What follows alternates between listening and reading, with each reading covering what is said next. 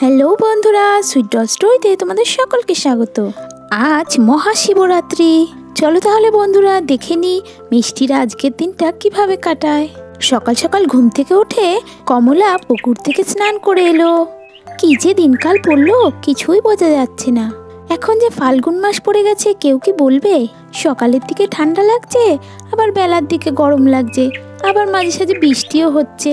শীত গ্রীষ্ম বর্ষা 3 ঋতুই একসাথে চলছে। কি যে হচ্ছে কিছুই বুঝতে পারছি না। যাক বাবা, সেসব নিয়ে আর আমার কাজ নেই। আজ তো মহাশিবরাত্রি।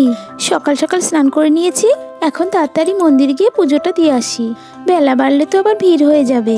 যাই বাবা, তাড়াতাড়ি করি। এই বলতে বলতে কমলা ঘরের ভিতরে চলে গেল। আরে আরে, সকাল সকাল এটা কে এলো মিষ্টিদের বাড়িতে? কিছুই তো বুঝতে পারছি না। দিদি, দিদি, ও জামাইবাবু, দিদি, এই দিদি। আরে কেউ তো সাড়া দিচ্ছে না। কেউ কি বাড়িতে নেই নাকি? ডাক শুনে একটু পরে কমলা ঘরের বাইরে বেরিয়ে এলো। কে আবার সকাল সকাল এলো? কে ডাকছে এতবার করে? আরে বোন, তুই এত সকালে হঠাৎ করে আমাদের বাড়িতে? কেমন আছিস তুই? ভালো আছি রে দিদি, এই সকাল সকাল তোদের বাড়িতে চলে এলাম। কোনো রকম খবর দিসনি আমাকে। কি ব্যাপার, বাড়ির সবাই ভালো আছে তো? তুই এত সকাল সকাল আমাদের বাড়িতে, কি ব্যাপার রানী? না রে দিদি, বাড়ির সবাই ঠিক আছে। আজ তো শিবরাত্রি। মায়ের কাছে শুনলাম তোদের গ্রামে নাকি খুব জাগ্রত শিব মন্দির আছে। মহাদেবকে পুজো দেবো বলেই সকাল সকাল ট্রেন ধরে তোদের বাড়িতে চলে এলাম।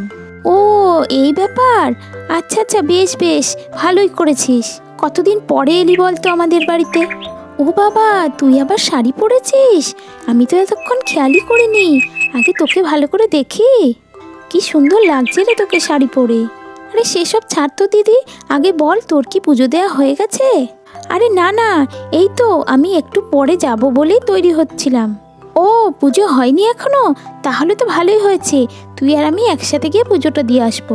দুষ্টু মিষ্টি কোথায় দিদি? ওদের তো দেখতে পাচ্ছি না। ওরা ঘরে আছে রে। চল চল, ঘরের ভিতরে চল। একটু পরে দুষ্টু মিষ্টি ঘরের বাইরে বেরিয়ে এলো। আরে এই তো দুষ্টু মিষ্টি, তোমাদেরই তো খুঁজছিলাম আমি। কেমন আছো তোমরা? পড়াশোনা ঠিকঠাক হচ্ছে তো? হ্যাঁ গো মাসিমণি, কতদিন পরে এলে তুমি। আমাদের কথা মনে পড়ে না বুঝি? হ্যাঁ হ্যাঁ, মনে পড়ে তো, ওই জন্যই দেখা করতে এলাম। মাসিমণি, এবারে কিন্তু তুমি আমাদের বাড়ি অনেক দিন থাকবে। কতদিন পরে এলে আমাদের বাড়িতে, এবারে আর তোমাকে তাড়াতাড়ি যেতে দেব না। থাকবে তো মাসিমণি আমাদের সাথে খেলবে, আমাদের পড়াবে। হ্যাঁ হ্যাঁ, থাকবো তো। আগে বলো, তোমরা পড়াশোনা ঠিকঠাক করছো তো? হ্যাঁ হ্যাঁ মাসিমণি, আমরা পড়াশোনা করি তো। আমি তো তোমাদের জন্য গিফট এনেছি। চলো তোমাদের গিফটগুলো তোমাদের দেখাই। কি এনেছো মাসিমণি, কি এনেছো? আচ্ছা আচ্ছা, দাঁড়াও, এক্ষুনি দেখতে পাবে। এই দেখো, এটা দুষ্টুর জন্য আর এটা মিষ্টির জন্য। নাও নাও তোমাদের গিফট, ধরো ধরো। থ্যাংক ইউ মাসিমণি। আরে বোন, এসব আর কি দরকার ছিল? না রে দিদি, কতদিন পরে এলাম তোদের বাড়িতে, আর দেখ গিফট পেয়ে দুষ্টু মিষ্টি কত খুশি হয়েছে। সবাই মিলে যখন কথা বলছে তখন দুষ্টু মিষ্টির ঠাকুমা ঘরের বাইরে বেরিয়ে এলো। ও বৌমা, সকাল সকাল কে এলো আমাদের বাড়িতে? ঘর থেকে কার একটা গলা শুনতে পেলাম। ও বাবা, এ কাকে দেখছি? এই তো আমাদের রানীমা। ও রানীমা, কেমন আছো তুমি? কতদিন পরে এলে বলো আমাদের বাড়িতে? মাসিমা, মাসিমা, আমি তো ভালো আছি, আপনি ভালো আছেন তো? আরে থাক থাক মা, আর প্রণাম করতে হবে না। সুখে থাকো সুখে থাকো। আমার এই দিনকাল কেটে যাচ্ছে।